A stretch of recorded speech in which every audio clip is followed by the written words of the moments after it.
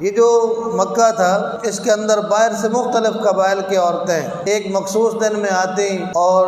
نومولود بچوں کو دودھ پلانے کی غرض سے وہ ساتھ لے جاتی، اور عربوں کا دستور یہ تھا کہ وہ اپنے چھوٹے بچوں کو دودھ پلانے کے لیے شہر سے باہر دیہات کے اندر کھلی فضا میں صاف فضا کے اندر اپنے بچوں کو دودھ پلانے کے لیے بھیج دیتے، اور اس کے بدلے میں جو عورتیں یہ دودھ پلانے کا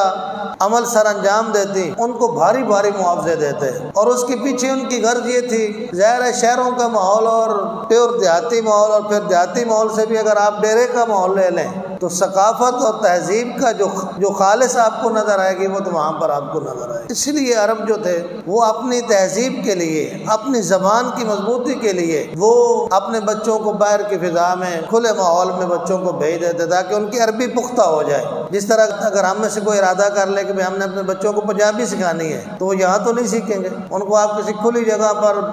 دور دیہات میں بھیج دیں، وہ بڑی پختہ پنجابی سیکھ کر آ جائیں گے۔ اسی طرح وہ بھی اپنے بچوں کو اپنی عربی مضبوط کرنے کے لیے کھلی فضا کے اندر اپنے بچوں کو دودھ پلانے کے لیے بھیج دیتے تھے۔ ایک بندے نے بڑی حکمت کی بات لکھی ہے، اس نے کہا ہے کیونکہ عام طور پر شہروں میں زبانیں بھی مخلوط ہوتی ہیں، ظاہر ہے شہر میں پنجابی بولنے والے جیسے ہمارے پاس ہیں، کوئی سرائکی بولنے والے، کوئی اور زبان بولنے والے، ایک تو زبان کی آمیزش سے بچہ پاک ہو جائے، اسے اپنی زبان عربی زبان اس کو مضبوط ہو جائے۔ دوسرا یہ بھی تھا کہ عام طور پر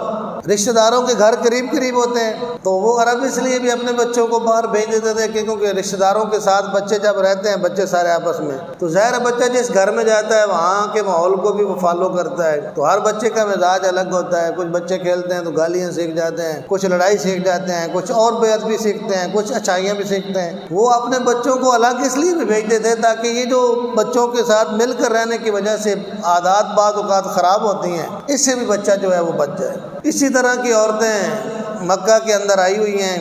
بڑے بڑے امیر گھرانوں کے بچوں کو وہ لے جا رہی ہیں تاکہ بڑے بڑے معاوضے ملیں، اور انہی میں ایک بنو سعد کی حلیمہ سعدیہ آئی ہوئی ہیں۔ اب سب بچیاں عورتوں نے اڈاپٹ کر لی ہیں، ایک بچہ رہ گیا ہے، یتیم بچہ، اور وہ ہے محمد صلی اللہ علیہ وسلم۔ اب حلیمہ سعدیہ جس کو کوئی بچہ نہیں ملا ہے، کسی سردار کا بیٹا نہیں ملا ہے، تو وہ پریشان تھی، تو ان کے خامد نے کہا کہ ہم یہ یتیم بچے کو لے جاتے ہیں، اور یہ امید ہے کہ یتیم بچے کی وجہ سے اللہ ہمارے گھر کے اندر برکت دے دے گا۔ اور وہ محمد رسول اللہ صلی اللہ علیہ وسلم کو لے کر وہاں سے اپنے علاقے میں واپس چلی گئی ہیں بنو سعد میں، اور وہ جس سواری پر آئی تھی، جس گدی پر وہ آئی تھی، بڑی لاغر اور کمزور وہ گدی، لیکن جب وہ دنیا کے سردار کو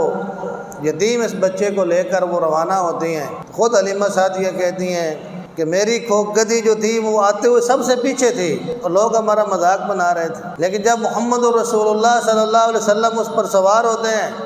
وہ فرماتی ہیں کہ اللہ نے اس کو اتنی طاقت دی ہے کہ وہ سب سے آگے چل رہی ہے۔ اور خود حضرت حلیمہ سعدیہ کہتی ہیں کہ ہمارے گھر میں بڑا فقر تھا، غربت تھی،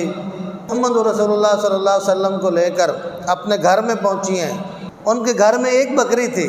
اور وہ بھی بڑی لاغر قسم کی بکری، اور وہ بکری بھی اتنا دودھ دیتی تھی کہ خود حلیمہ سعدیہ کے خاندان کے جو اپنے افراد تھے ان کی ضرورت کو کافی نہیں ہوتا تھا۔ وہ کہتی ہیں کہ جب ہم محمد رسول اللہ صلی اللہ علیہ وسلم کو لے کر اپنے گھر میں پہنچے ہیں، اس بکری نے اتنا دودھ دیا ہے کہ ہم گھر کے تمام افراد نے پہلی بار اس بکری کا دودھ جو ہے وہ پیٹ بھر کر پیا ہے۔ اور وہ خود کہتی ہیں کہ میرے پاس دودھ نہیں تھا، اللہ رب العالمین نے اتنا دودھ دیا کہ محمد رسول اللہ صلی اللہ علیہ وسلم بھی سیراب ہو کر پیتے، اور ان کی اپنی بیٹی شمع، وہ جو رسول اللہ صلی اللہ علیہ وسلم کی رضائی بہن ہے، جو ان کی اپنی حقیقی بیٹی تھی، وہ بھی اتنا پیتی، اور اس گھر کے اندر وہ برکات اور نوارات آ جاتے ہیں۔ وہ کہتی ہیں کہ میں سمجھ گئی کہ جو بچہ میں لے کر آئی ہوں یہ کوئی عام بچہ نہیں ہے، یہ اللہ نے کوئی خاص بچہ ہے جو مجھے عطا کیا ہے۔